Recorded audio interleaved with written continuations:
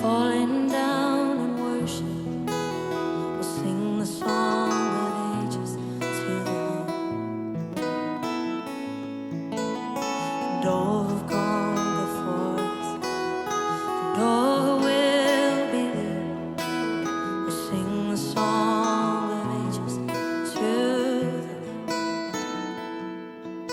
Your name is the highest, your name is the greatest, your name stands above them all. All thrones and dominions, all powers and possessions, your name stands above them all. And the angels cry, come on, sing. All creation cries.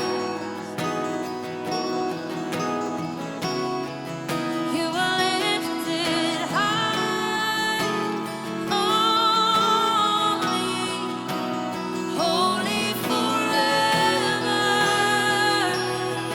forever, forever, Lord. If you've been forgiven, if you've been redeemed, sing the song forever to the Lamb. Oh, and if you walk in freedom, and if you bear His name, sing the song forever to the Lamb. Oh, sing it now. We'll sing the song forever and amen. And the angels cry. Holy, all creation cries to Him. Holy, you are lifted high. Holy, holy forever.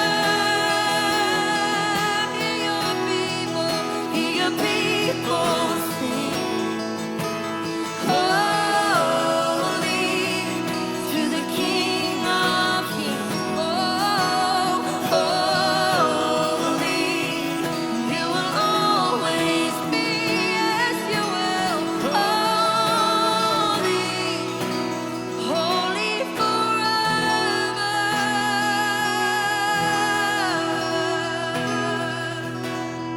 Your name is the highest. Your name, come on, sing, is the greatest.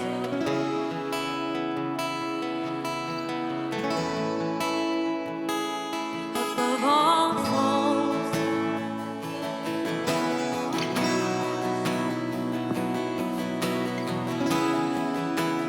stands above them all.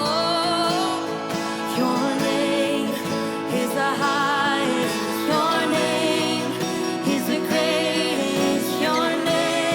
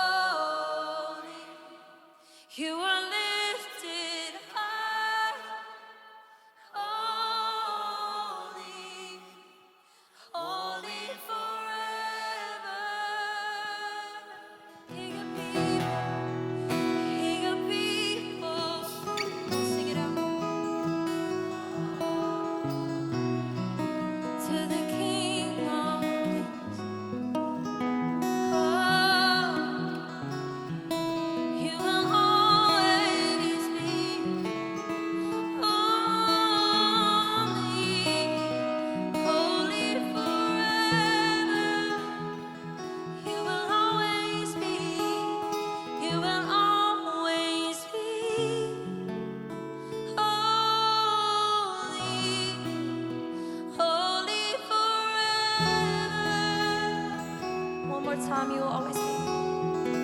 You will always be holy, holy forever.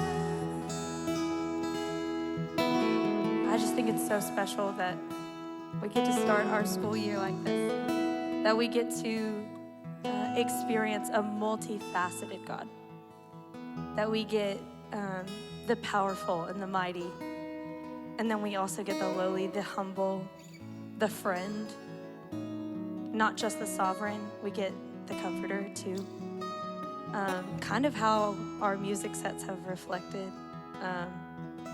I just think it's special, and when we enter into worship together, we get to join with the heavens, and the angels cry, and the people sing, and we get to all join with heaven singing, holy, holy, holy is your name. Forever you are seated high on the throne. And that's how we posture ourselves. That's how we posture ourselves. And what if we were to posture ourselves throughout the year like that? That we would be low so his name can be high. So sweet. You guys are wonderful. And y'all have been standing a long time. So I'm gonna go ahead and seat you as we continue our night. Love you guys.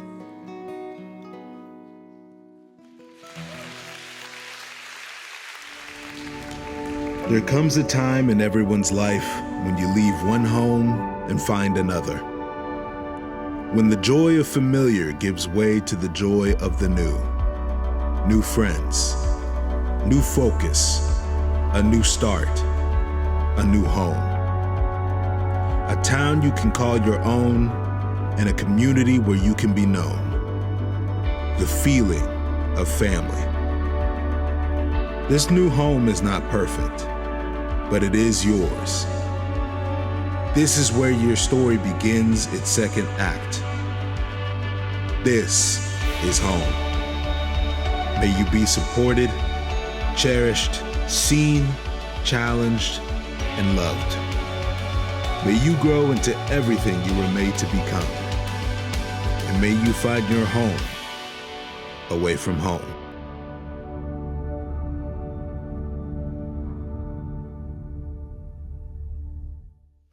Well, what's up, y'all? My name is Josh Bayne. I'm the college pastor here. Guys, I just have to tell you that this was not part of the script, but what God is doing in your generation is insane. But do you understand what just happened in this room? It's absolutely unbelievable. I have been in Athens literally longer than half of you have been alive. I moved into my dorm in Boggs Hall exactly 20 years ago. Don't overthink it. It was a really long time ago. And I have never in my life seen God do a work in our city like he is doing right now. And this is your college experience. That is insane. God is alive in this town, Paul. He is. Sorry, I'm talking to you because you were talking to me. God is alive in this town. It's amazing. Anyways, my name is Josh Bayne. Great to meet you. I'm the college pastor here. I mentioned 20 years ago, I came to Georgia 16 and a half years ago. I graduated from UGA. I came on staff at our church. I led our music for until COVID, and that changed everything. And then I switched. I'm in this role as the college pastor now, and I'm married with 3 kids. And I brought a picture of my family right here from Family Vacay on 38. I love them. Those kids think they run this church, but they don't. Raising kids in Athens is amazing. We're huge Dogs fans, as most all of us are. In fact, one time we were down at the beach and we saw this guy who had these like Florida Gator cornhole boards. And my oldest daughter at the time, who was maybe 4, just walks over and says, "We don't like the Gators, we're Bulldogs." And he's like, "Okay." And then she starts singing, "Go Georgia Bulldogs." And he's looking at me like, "Is this happening?" I'm like, "Oh yeah, it's happening for sure." And but our middle daughter one time said that she was a Florida fan for a season. Any middle childs in the room? Yeah, you're rebellious, whatever. So she decided she was going to be a Florida fan, to which my oldest daughter said, "That's fine. Well, you could just move there, but we're never going to visit you." Ever. So, hey, I'm so glad that you are here in church tonight. I mentioned earlier, but this is powerful for so many reasons. And I hope it just, as we were praying earlier, for anybody who feels alone, I hope this is just a reminder to you that you are not alone. There will be some days where you wake up in college and you wonder, because of whatever happened the night before and wherever you were and whoever you're with, there will be mornings where you wake up and you wonder, am I the only person in this town who loves God?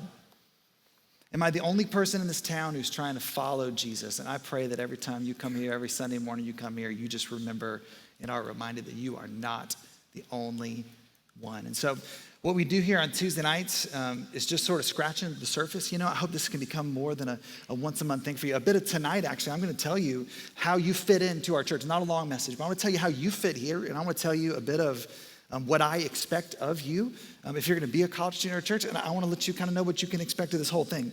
And ultimately, what I want to hope that you decide to do, regardless of whether it's here or not, and I really mean that sincerely, I hope you decide to prioritize your faith this year and make some commitments to back it up.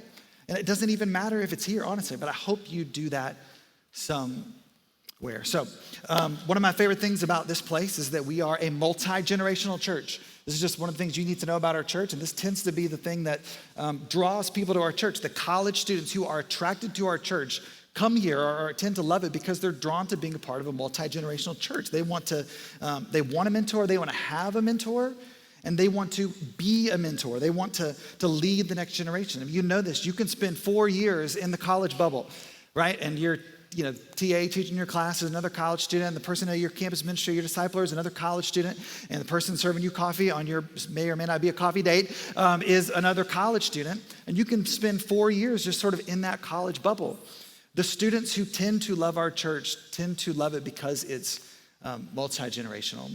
And I say that for a couple of reasons. If you're here and you're an adult who snuck in the room tonight, we probably need your seat for next time. But thank you for being here. And you got to know that the college students of this church love it that you're here. Like, it's one of the reasons they love being here. So they love being around families and kids and dogs and all that. I don't know why I said dogs, but it's just true. I saw a picture of a small group with a dog. They love being a part of that home. But the truth is this as well, if you're a college student, the adults that are here tonight and the adults at our church on Sunday morning, and I know many of them, love it that you are here. The reason we love this church and the reason we love living in this town 20 years after we got here is because of the energy you bring, because of the passion that you bring.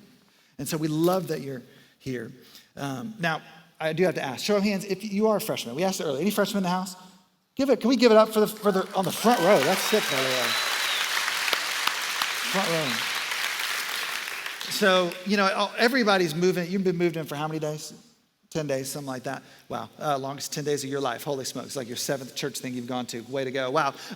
But everybody's sort of move-in experience is typically the same, right, in a lot of ways. Like, eventually you go to Target or you go to Walmart, right, and you get all the stuff that you need. And if you're, really wealthy, you get like a mini fridge in your room. You know what I'm talking about? Can't hide money. And I know who you are. Some of y'all's dorm rooms are insane. Some of you have dorm rooms that are literally nicer than my house. I don't know if you won like a HDTV competition or whatever for them to do it, but congratulations, you did the thing. But eventually you go to Target, you go to Walmart, you do all that, and there's that, amazing moment where mom or dad or grandma, whoever moved you in, they ask you that question that everybody asks their son or daughter, and it's this: do you have everything you need? Anybody just live that? Do you have everything you need? And you say yes, and mom and dad go crying back to Alpharetta or Milton or wherever you're from, Marietta, probably Gwinnett, for being honest. And then you go back to your futon or whatever, which you'll never own again, by the way. It's the only time in your life that you'll ever own a futon is college, but that's another talk for another time. And you go back to your futon and you realize the answer to that question is actually no. Because I have, a meal plan, right? And I got this roommate that may not be all that into or whatever. And there's a health center out there somewhere, and all the pickleball courts are full. But I'm not worried about any of that stuff. There's a whole bunch of other stuff I'm actually worried about. So have you ever heard of Maslow's hierarchy of needs? Remember this? Anybody remember this? The 3 psychology makers. Somebody just said, yes, this is your moment, girl. All right, allow me to explain Maslow's hierarchy of needs. So your brain sort of scans the environment and every environment you're in, right, to making sure that you're okay. And once you've sort of satisfied one level, then you can move up to the next one. So my wife and I went to the Georgia Notre Dame game in 2017 in South Bend. It was amazing. But when we were flying back to Georgia, we were literally flying into a hurricane, which is insane, by the way. And the flight before ours and after ours was canceled. And you're like, all right, God, what are you doing? Why is ours still going? And the pilot on the plane, He says, hey, this is wild, but we're gonna try to land this, and if we can't land it, we're just gonna hang a right and go to Nashville. That's what the man said, to which we're like, we'd love to go to Nashville. Nashville's a great place to spend an extra couple days, but we're on this plane, and we're flying into a hurricane, and there's this sweet lady next to us who's trying to talk, and I'm just, eventually kind of had to be like, lady, I love you, but I can't talk right now. I'm trying not to die right now. And that's a little bit of what the Maslow's is. Now, how does this relate to your life as a grad student? How does this relate to your life as a senior? I'm saying it relates to your life because mom and dad take care of the bottom, right? Like they dropped you off and they said, all right, you got clothes, this is back to school shopping, you got food, you got a meal plan, you got a dorm. This is the only year we're paying for it, whatever speech they gave you. And UGA's taking care of number 2. Every website they have is about basically those first 4 words: security and employment, resources and health. But I'm just asking you, what about number 3? In a town where you know potentially more Starbucks than people, what's your plan for that? That's what makes coming to college so scary, right? That's the thing you're worried about more than anything. It's not level 1, it's not level 2. It's who are my people? Where do I fit in? Where do I belong? Why am I here? Am I supposed to be here? And I would say, yeah, what's worse than not having that? Especially if you have the bottom 2 checked off. The answer is nothing is worse than not having that. And here's what's ironic as well. We could spend a whole hour on this. But you actually come to college for the top 2. You come to college to get the self-actualization, AKA having a job and a path that sort of lines up with who I am deep on the inside. But Maslow would say you can't have those top 2 things unless you figure out the middle one. And I would just press into somebody a little more and go, this might explain your self-esteem issue. You thought you had a self-esteem problem. You don't have a self-esteem problem. You have a love and belonging problem. You haven't found the people in your life who can help lift you to be that person. And ultimately, I'm a little biased, but I would say this is why you need a church. And so tonight we're going to be briefly, quickly in 1 Corinthians chapter 4. If you brought a Bible, turn there. But as you do, I want to just show you quickly. Our mission as a church is to lead people into a growing relationship with Jesus Christ. Everything we do is trying to lead people, whether it's brand new in their faith or been in church for 20 years, to lead you in a growing relationship with Jesus. But here's our vision as a college ministry. This is huge, honestly, regardless of whether you're from far away or you grew up nearby, but now you're trying to branch out and do your own thing. Our vision is to be a home away from home. We got a huge banner in the lobby. We got bracelets that say it. We're making some more t-shirts that say it. You can get those next month. But this is our vision, that we want to be a home church for you. That we want to be home base for you. We want us to feel like home, but we want you to truly be in this building and in our homes, even if it's just 4 years and then you leave. And that's sort of the bittersweet thing about doing college ministry, I'm learning, is that you come and then you leave. But some students are better than others in coming back. But I have heard on so many occasions, more than a number of occasions, a college student go, you know what? It wasn't even UGA that made my college experience feel like home. It wasn't even Athens, even though Athens is amazing and all the music and the restaurants. They would say it was the church. It was the local church that supported me and believed in me and led me and took care of me and provided for me and welcomed me in. And you could have that experience. So we're going to be in 1 Corinthians 4, 3 verses tonight that could change your life, that might explain your life. And a little bit of context. So 1 Corinthians 4, Paul's writing to the church in Corinth, but he just spent the entire chapter before absolutely crushing them. I mean, WWE, SmackDown, talking smack about them. And essentially, this is what he says. I'll give you one verse from chapter 3. Brothers, I could not address you as spiritual, but as worldly, mere infants in Christ. I gave you milk, not solid food, for you were not yet ready for it. So I mentioned I got these 3 kids. The 2 girls are older than the boy, and their favorite put down is to call him a baby.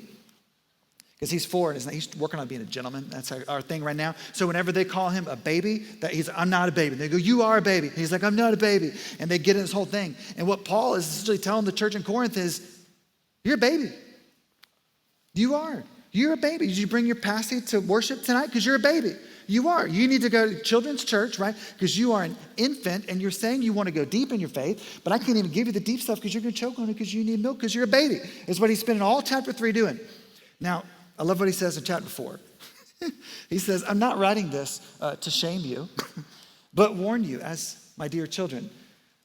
Now, Sounds a little shamey to me, but no judgment on Paul. But what he says next is such an aha moment. It's such a light bulb kind of turning on moment. And here's why.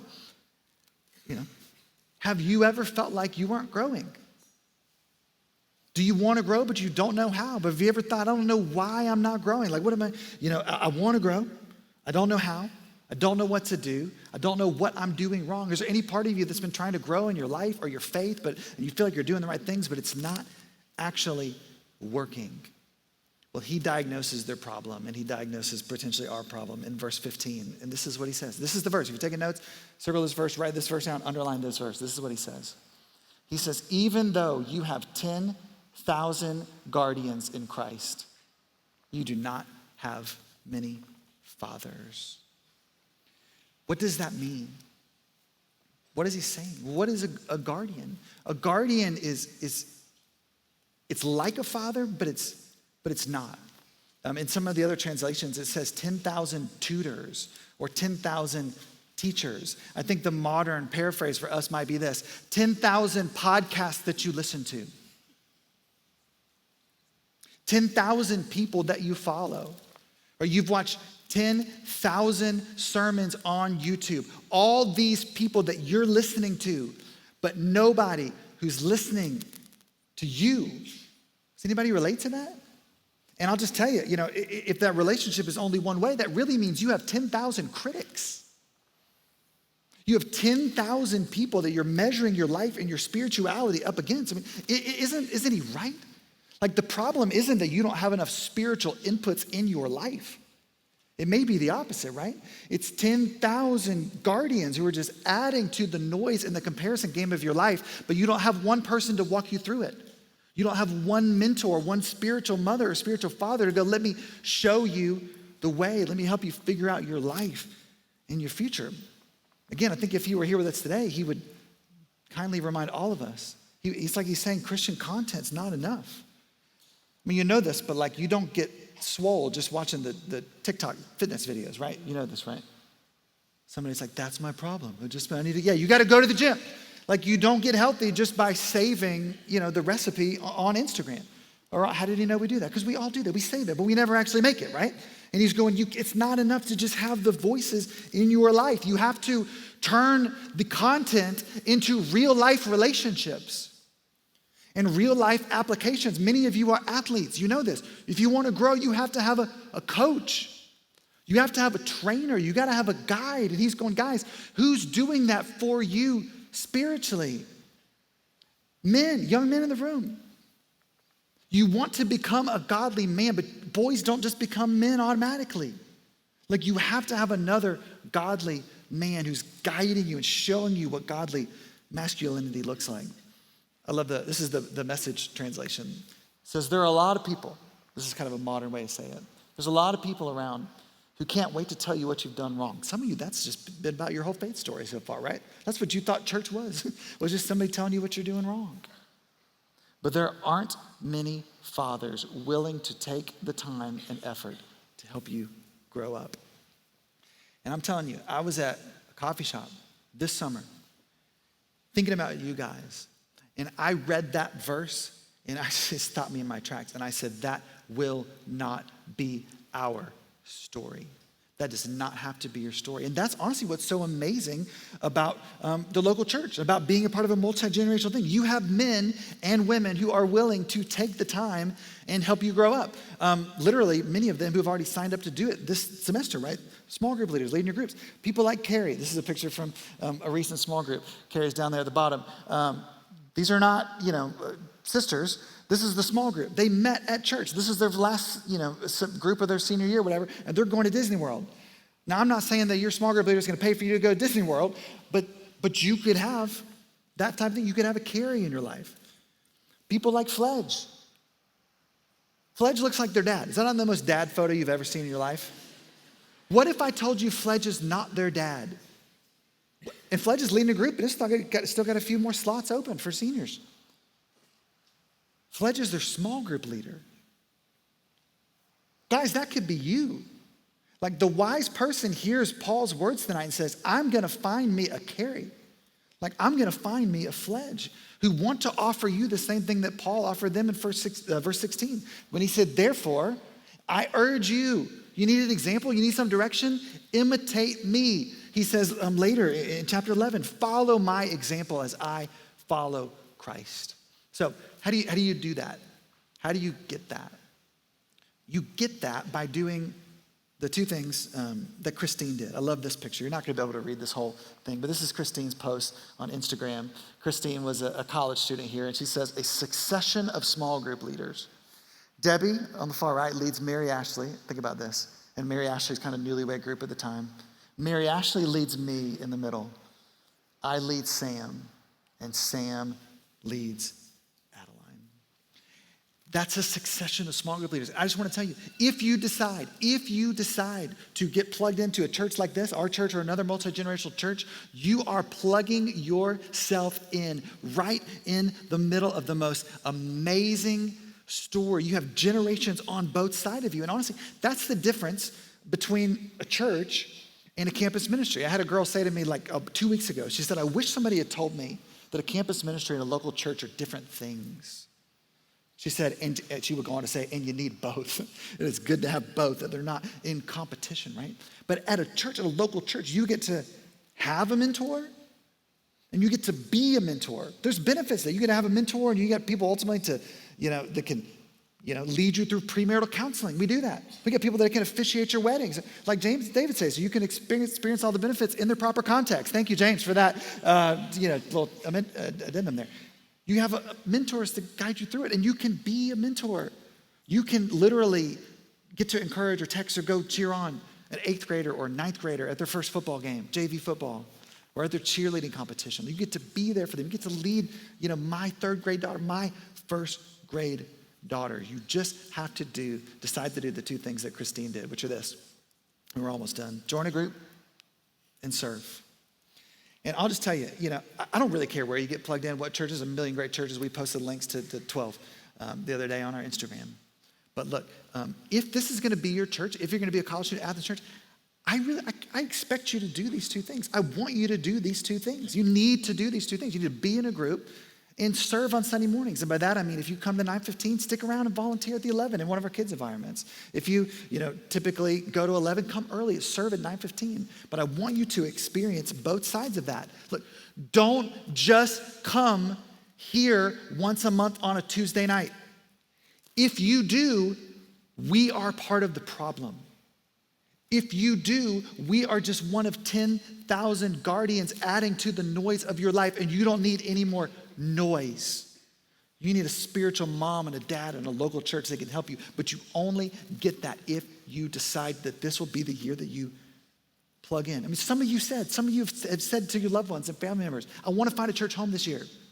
I'm telling you, this is how you check that box, is if you leave here tonight, you decide tonight, this week, whatever, I am going to join you. I'm going to serve. I'm going to volunteer. I don't know what that looks like, but I'm going to get plugged in. And I'm telling you, you join a group and you don't serve, halfway plugged in. You serve but you don't join a group, halfway plugged in. And you can't complain that it's not deep if you don't go all the way to the deep end. Don't tell me our church isn't deep if you're not serving and you're not in a group. I promise you will experience so much depth if you decide to be sacrificial, to be selfless, and to give of your time in that way. You're going to meet people along the way as well. So a couple quick questions about what that might look like for you, and then we're going to celebrate something really cool. So serving. We mentioned serving a second ago, but every week, hundreds of college students serve all across this building. And by serving, I really mean leading worship, leading volunteers, leading what we do at curriculum, leading host team, leading meetings, leading all throughout the building. It'd be so easy to come in the front doors of our church and go have no idea that any of that was happening, and sincerely wonder, could you ever play a part? Could you ever make a difference? Could you ever meet people or be known? And the answer is yes. Serving is the fastest way to meet people at our church. And if you want to get plugged in, honestly, you don't have to wait. It's on our Instagram, it's in the bio, but you could literally scan this QR code. Get your phone out now, scan it. It's going to be in the loop later as well when we dismiss. Sign up to serve, and you will begin to make friends really quickly. Now, as you do that, I want to tell you, I'll never forget, first year at church, I was a college freshman when our church started, and our pastor, Sean, said this. He said, adults don't have a lot of time to give, but they have some money to give. And college students, don't have a lot of money to give because 10% is 0 is 0, right? But college students might have a lot of time to give. And I'll never forget, he said, you know what? The adults should serve, but if they lead the way with giving, and college students should learn how to tithe, but if college students lead the way with serving, we could really do this thing. We could make an impact in this city. And he's right. And I'll tell you, honestly, Daniel mentioned Beachwood earlier. We're about to open a second location in 6 weeks. We need a lot of volunteers there, leading all different ages of kids in production and guest services. And we're going to send some people down there. And so we need people here.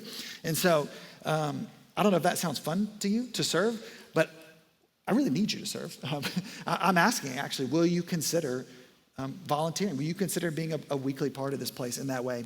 And the second thing is this. This is it. Is join a group. Join a group. We have groups for guys and girls, about 10 people in a group, typically broken up by grade levels, meet in the homes of a leader. I got a group that meets in my house. These are the spiritual mothers and fathers that I'm talking about. And look, if you want this, you have to activate now because groups are going to start this Sunday. So like literally this Sunday over a big kickoff party right here. Many hundreds of you have already done this. If you're wondering if people do this, yes. We had a little over 1,000 college students in small groups at our church last year. So people actually do this. And the sign-ups sometimes go like Taylor Swift tickets. You have to do it real fast. But if you go and you search your grade and your night of the week, and this is also in our Instagram bio, you can pick the one that works for you. And there are still slots. I've looked, there are spots for every kind of grade and gender all the way through. Sophomore guys, yes. Junior girls, yes. Freshman guys, yes. Amazing group on Tuesday nights with some room still. Freshman guys, Tuesday nights.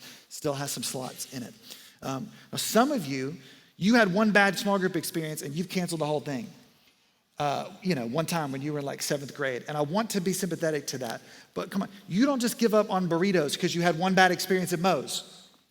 And who here has not had one bad experience at Moe's, right? What do? You move on. You go to, in my opinion, bar burritos, then Willie's, and ultimately you arrive at Chipotle, which is clearly the best of all of the chains. Don't email me, Sean@AthensChurch.com. But you don't give up on, you don't give up because of one bad experience, but we'll do that. You have one, honestly, probably just one person or one clique of people that aren't even a part of your life anymore. And you're going to let those people come with you all the way to college, essentially? You're going to let those people impact your spiritual health in grad school or as you're getting ready to launch into early adulthood because they mistreated you?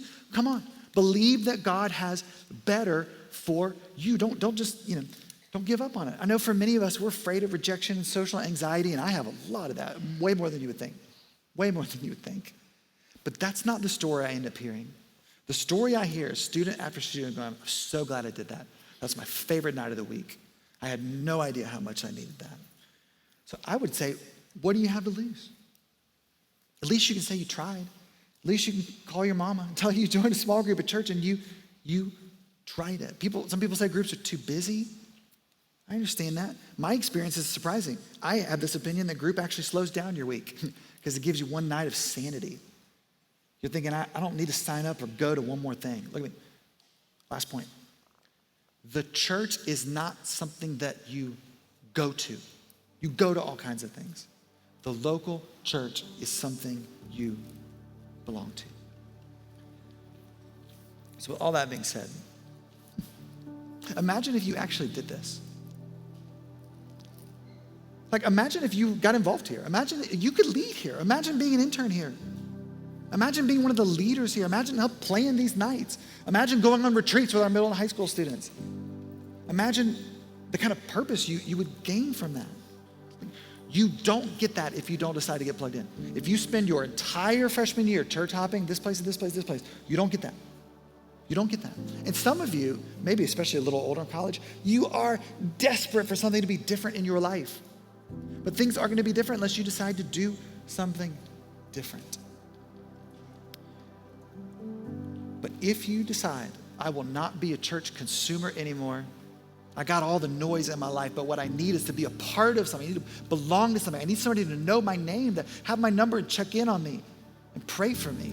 If you check yes on that box, you gain so much. You get confidence and you get peace and you get direction and you get purpose and you get a mentor and you get friends and you get a home away from home. But don't take my word for it. I want you to hear from my friend Ryan. Ryan is in my small group. They were a bunch of freshman guys last year, sophomores, incredible. Some of them are single. Let's talk. But this is Ryan's story, and he's getting baptized in about 3 minutes. I'm pretty excited about that. So why don't you check out his story right now?